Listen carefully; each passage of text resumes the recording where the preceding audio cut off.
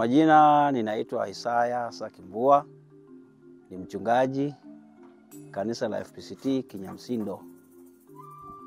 Kanisa letu la Kinyamsindo FPCT liko katika wilaya ya Chemba, mkoa wa Dodoma. Inapakana na mkoa wa Singida, yani tuko mpakani.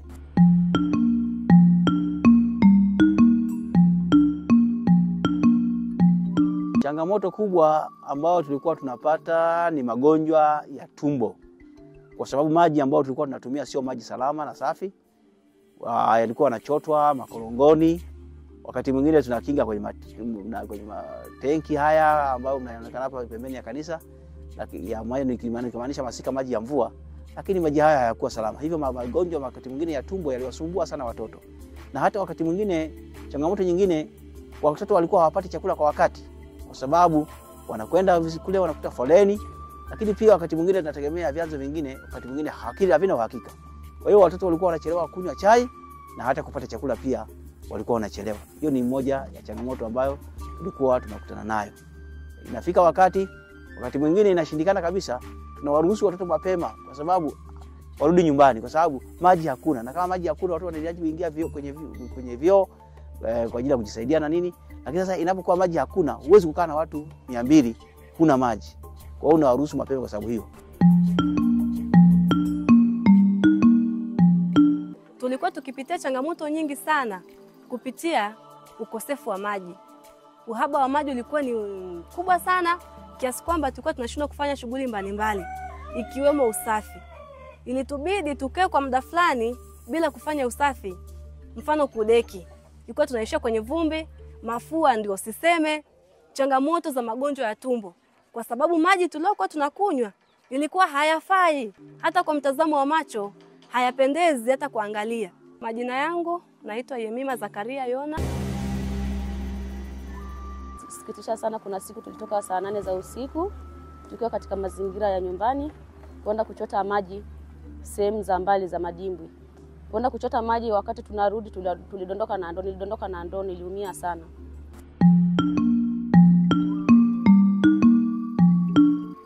Mimi kama mtoto wa kituoni pamoja na watoto wenzangu tumepitia changamoto nyingi sana za ukosefu wa maji. Tulikuwa tukila hatunawi mikono. Maji tuliyokuwa tunayapikia yalikuwa machafu. Tulikuwa tunaumwa magonjwa ya tumbo mara kwa mara. Tukio kubwa ambalo nalikumbuka wakati asubuhi tuliamka tukaenda kisimani. Tulipofika pale kisimani tukakuta watu wengi. Tulipokuta watu wengi pale kisimani, tulikuwa tunahangaika, tukaenda tukakuta watu wengi. Tukakaa, usiku kaingia. Wakati wa kurudi tukakutana na afisi akaanza kutusumbua. Maji ilikuwa tunayapata kwa tabu sana. Ilikuwa tunakimbizana usiku. Tunaenda kuchota maji, ukikuta yameisha unarudi hivyo hivyo. Au unakuja saa 3 saa 4 unangojea.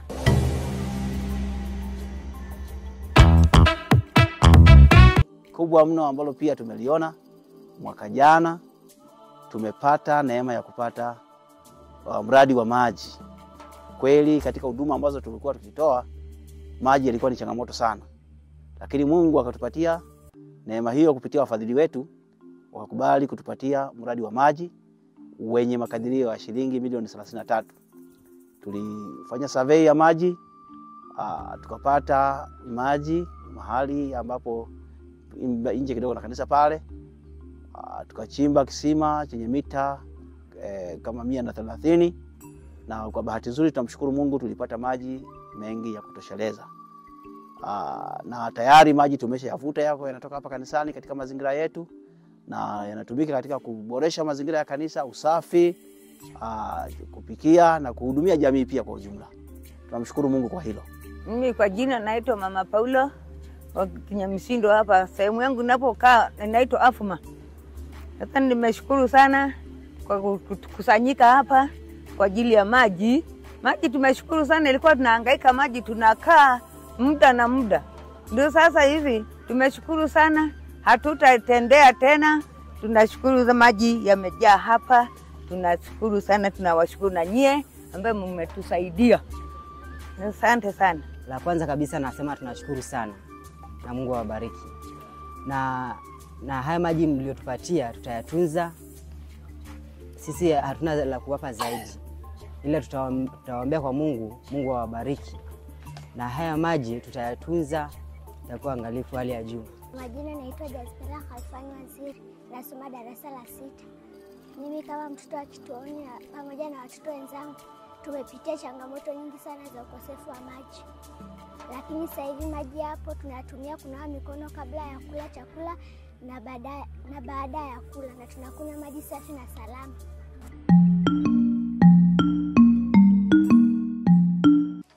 Pia baada ya muda tukagundua kwamba kumbe sio kanisani tu, inajumlisha kijiji chote cha Kinyamsindo na vijiji jirani vimekuwa vikipitia changamoto ya maji, ukosefu wa maji. Imekuwa kama desturi wazazi kuamka usiku kufuata maji mbali. Watoto hawaendi shule kwa sababu ya maji, hamna maji. Walimu wanapata tabu kufundisha. Watoto ni wachafu. Wanashindwa kuwahendo wale watoto kwa sababu ya uhaba wa maji. Pia tulikuwa tukipitia changamoto nyingi hapa kituoni, hasa siku za program. Watoto wanakuja wametembea umbali mrefu, wanafika wana kiu, wanapata wapi maji? Hata wakipata, wakisha kunywa baada ya dakika chache wanasema tumbo. Wanaishia kwenye magonjwa ya kuharisha, na wengine wanatapika, ngozi zinaharibika. Tukapitia katika hizo changamoto. Tunashukuru Mungu kwa ajili ya huu mradi wa maji kama ambavyo tunauona. Matenki yako mawili makubwa na yanatosheleza, na kama yakijaa hapa yanatosha kabisa kufanya mambo mengi ya maendeleo. Yanaonekana vizuri na tumeyafurahia. Tunamshukuru Mungu kwa ajili ya hayo. Tunashukuru Mungu pia mwaka jana 2024 mwezi Mei tukapokea barua ya kuchimbiwa maji kisima kirefu. Ilikuwa ni maombi yetu ya muda mrefu, tuliandika proposal tukatuma, lakini baada ya muda tukaona kimya, kumbe Mungu anatukumbuka. Tukapata bahati ya kupata kisima kirefu cha maji. Kama hivi ambavyo tunaona maji leo yanatiririka, maji ni mengi ya kutosha. Tukaanza kazi mwezi Mei 2025. Kwa juhudi kubwa tukaenda Juni, Julai, Agasti, Septemba, Oktoba tukakamilisha. Lakini sasa hivi tuna malengo mengi kama kanisa. Lengo la kwanza, tunatazamia tuanze mradi wa upandaji wa miti ya matunda.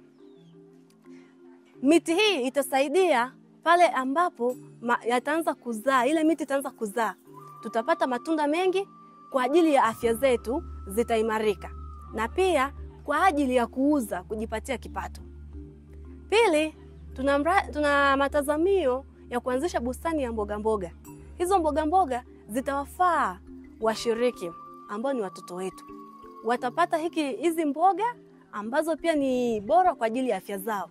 Wataimarika na tutaendeleza mradi na kuinua uchumi wetu. Pia tutafanya biashara kwa ajili ya kuendeleza huduma yetu. Lakini pia kwa sasa napenda kusema kwamba haya maji ambayo yapo hapa tunayatumia kwa makusudi mazuri. Bado tunapenda kutoa wito kwa jamii yetu, kwa sababu maji haya yanatuhudumia jamii pia, kuyatunza, kuyatumia vizuri kwa maslahi ya kuboresha afya pamoja na mazingira yetu. Kwa hiyo kwa maana hiyo tuna jukumu ya kutunza huu mradi ili uendelee kutufaa, pengine ikiwezekana vizazi na vizazi. Lakini vile vile nitoe shukrani zangu. Niwashukuru hawa washirika wenzetu ambao ni shirika la Compassion International kupitia kwa meneja wetu wa kanda, mkurugenzi wa taifa kwa kutupatia mradi huu wa maji. Kwa kweli pamoja na miradi mingi waliofanya, huu mradi wa muhimu tumeupokea na tunapenda kuahidi kwamba tutautunza na bado uendelee kuhifadhi jamii yetu na kanisa letu na watoto wetu pia katika kijiji chetu cha Kinyamsindo. Nadhani kwa machache haya niombe tu niseme asanteni, lakini pia niombe jamii yetu tutunze mradi huu, tuutumie vizuri, na Mungu wa mbinguni ataendelea kutubariki na kutupatia miradi mingine pia ya kuhudumia jamii yetu. Na pia tuna matazamio ya kuyauza haya maji kwa bei nafuu sana katika kijiji chetu cha Kinyamsindo na vijiji jirani, waweze kupata haya maji yakawanufaishe katika nyumba zao kwa ajili ya matumizi ya kila siku ya nyumbani, ili watokane na ile adha ya kuteseka kupata maji kutoka mbali. Maji unatafuta mbali alafu ni machafu. Kwa hiyo haya maji yatawanufaisha, na pia itaimarika hata zahanati yetu, kutaimarika kwa sababu ya upatikanaji wa maji. Wanafunzi shuleni watapata hamasa ya kusoma kwa sababu ya upatikanaji wa maji. Pia mwisho kabisa nishukuru shirika la Compassion International Tanzania. Wamefanya kazi na sisi bega kwa bega na wanaendelea. Wanajitahidi sana, wanajitoa sana kwa ajili yetu. Wametuhudumia mpaka kufika kwenye huu mradi wa maji. Shukrani zetu ziwafikie na Mungu akawatunze na kuwabariki sana katika maisha yao. Asante.